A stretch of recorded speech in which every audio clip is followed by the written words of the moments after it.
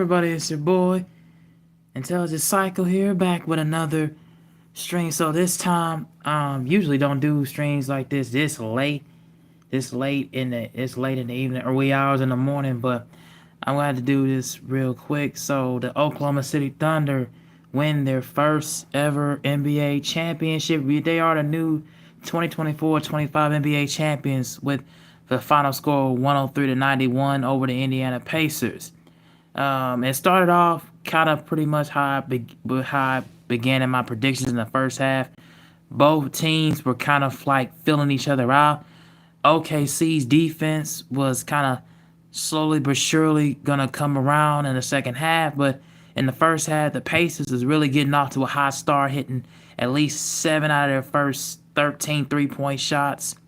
Um, Tyrese Halliburton started off incredibly strong, hitting his first three-pointers, and he pretty much just got it going. But what happened earlier on in the first quarter, I believe it was like with like 8 or 9 minutes left to go in that first quarter, it was an absolutely just awful and just scary injury that he had pretty much what we had said and what we had saw in Game 5, which was a calf strain that was bothering him, and he was bothering him in Game 6. Wasn't having the same durability and movement.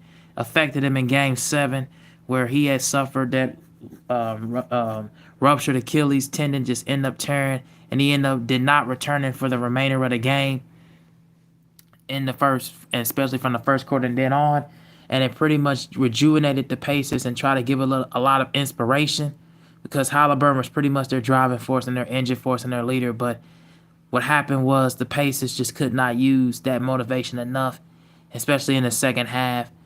The officiating, of course, got involved to, secure and keep OKC and keep the Pacers' free throw attempts balanced, but it just wasn't enough for the pace to keep going. TJ McConnell came into the game and gave a lot of a spark like he's been doing all in this entire series. But what happened was you saw that the Pacers pretty much just could not get it, just could not make a lot of shots, could not really make the shot attempts that they were supposed to make. And the Thunder was pretty much going to take advantage somehow, some way later on throughout.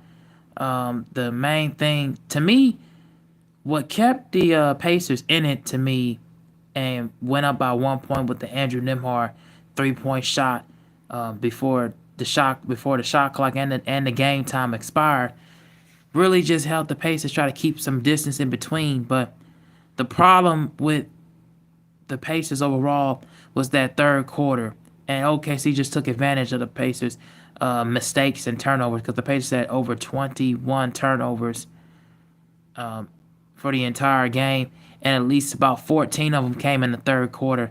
That was a terrible way of executing down the stretch with the basketball. It's a terrible way of not keeping distance, not keeping a full head length in, and really just put them under the microscope and behind the 8 ball. TJ McConnell was in double figures with 16. Benedict Mathurin was pretty much their best player off the bench. He had 24 points. He was outstanding throughout the entire game, and actually he was really good throughout this entire postseason. The problem was he just, in Game 4 and Game 6,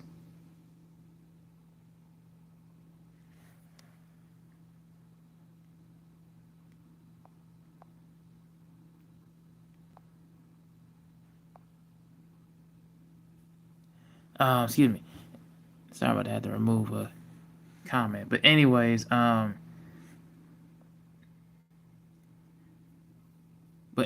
getting back to what I was saying.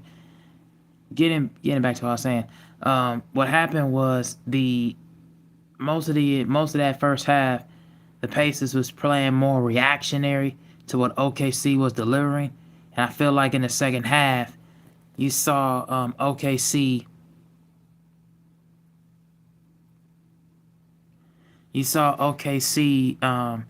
Gave. You saw OKC pretty much giving them. You saw them pretty much giving OKC giving them a whole hell of a fight, and the Pacers gave them a whole hell of a fight as well. They try to keep the score within distance, but it just didn't work.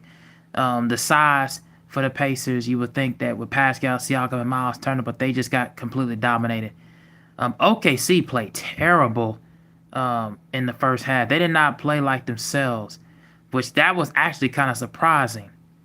Which was actually pretty surprising um, to me. And the reason why is because Shai Gilgeous-Alexander from the field was horrible. I mean, he was 8 for 27 from the field. He went to the free throw line at least about 9 or 10 times, so he was going to get his points no matter what. But overall, his field goal percentage and shot attempts from the field was absolutely horrible. Jalen Williams was okay. He kind of gave him a little bit of a spark towards the end of the second quarter and mainly a lot in the third. But it was Chet Holmgren who pretty much, like I said in my predictions, who was going to be that X factor. He pretty much was the X factor throughout this entire game. I mean, shot block attempts. He had like at least 5 shot block attempts. He had 18 points, and he had at least about 12 boards. He was dominant throughout the entire game. The Pacers did not have any answer for Chet Holmgren. He was just dominant throughout this entire game. He pretty much took it over. Caruso off the bench gave a lot of a spark in case of Wallace off the bench as well. They both scored 10 points, so that gave him a lot of energy. But throughout, the Thunder just had a lot of momentum in that third quarter, and then heading into the fourth, it just pretty much, the distance was just too much, and it was just too large. But yeah, Shai Gilgeous-Alexander and Jalen Williams did not have their best game tonight. But what happened was the others stepped up, and their third reliable scorer and also reliable big man presence in Chet Holmgren pretty much was the difference and how they end up getting it going. So we pretty much saw how that was going to be taken. Now, this is the Thunder's first title since moving in to Oklahoma City, to moving from where they was in and what it was representing before as the Seattle Supersonics over to OKC. And moving over from where they used to be known as Seattle Supersonics over to OKC. And now since they moved from 2008, and they went to the finals in 2012 with Durant, Westbrook, and James Harden, and Serge Ibaka, and Topo Sefolosha and them, but they just did not have their inexperience, and their youth just did not carry them enough, especially over Wade, Bosh, and LeBron. Just wasn't enough. But here, this is probably, if not the youngest team in the league, next to those 1976-77 Portland Trailblazers teams with Bill Walton. That was like the main youngest team in the NBA, and since the merger had happened from the ABA to the NBA, they completely the Thunder are all time in history the second youngest team in NBA history, and especially in playoff history on the Western Conference side. And also, what made the Thunder very, very primarily etiquetely just dominant in the second half was just their defense down the stretch. They forced the Pacers to 21 turnovers, 4 of them from Nembhard, at least 5 from Naismith. It was a lot of bad execution down the stretch for the Pacers.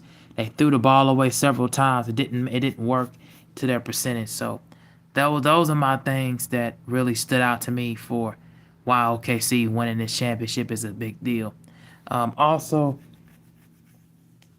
both teams really need to hang their hat on because this finals has been absolutely amazing. I love what both teams have gotten and brung to the table. Both have used their smoldering defenses against each other, and you can really tell that both teams were evenly matched in some ways. In some instances, the Thunder was just more talented individually. The Pacers just had a faster pace, and you can just tell that it was something going to be happening for them. And now, winning 68 games, 14 losses, and getting that first championship, a lot of Western Conference teams are going to come at the neck, going to come at the throne. You're going to have a lot to say if you're the Dallas Mavericks. Of course, the LA Lakers are going to have a lot to say about it. The Houston Rockets now, since they traded to get Kevin Durant, So now they traded for Kevin Durant and got rid of Dillon Brooks and Jalen Green, and a tenth overall pick. I mean, not 10th overall pick, but a 10th overall selection pick in the draft for the next upcoming season. So, and also a couple of second round picks for the 2027 season. So, they gave up a lot of pieces in the draft, and they gave us a few key pieces, on their roster to really try to get Kevin Durant. So the Houston Rockets going to try to come for the throne too, try to slow OKC down. So OKC Thunder is going to have a lot of things to work on, a lot of things to kink up, and a lot of things to really offshore throughout next season. Unfortunate for what happened for the Indiana Pacers with Tyrese Halliburton, man. That's an awful injury to even see, and I definitely am waiting to hear what's going to happen. And I'm waiting to hear what the results are. How long will he be out? Because it looked like a really significant injury that looked like it's going to be out for at least about a year and a half or so. Those Achilles injuries are hard to come by, and really are hard to recover from. I mean, you can go and ask all the other legendary star caliber players how that was, and they'll tell you it's not that fun. And the playoffs, although it was entertaining, it was a lot of injuries too. Dame Lillard injured against these same Pacers with that Achilles ruptured, and Jason Tatum against the Knicks with him rupturing the Achilles, and hopefully it's not as significant as that. But Tyrese and now Halliburton, it's just it's a lot going on in these playoffs that really shows you what could be a case. But overall, man, what a really entertaining finals. What a really entertaining matchup. And I can't wait to see what was going to happen next.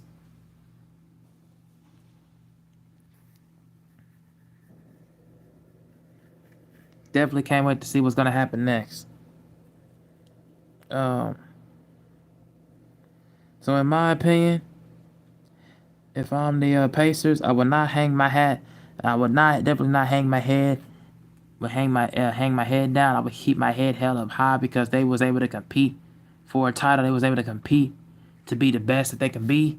They just came up short, and unfortunately, just did not matter at the end what was going to be the case. So, yeah, man.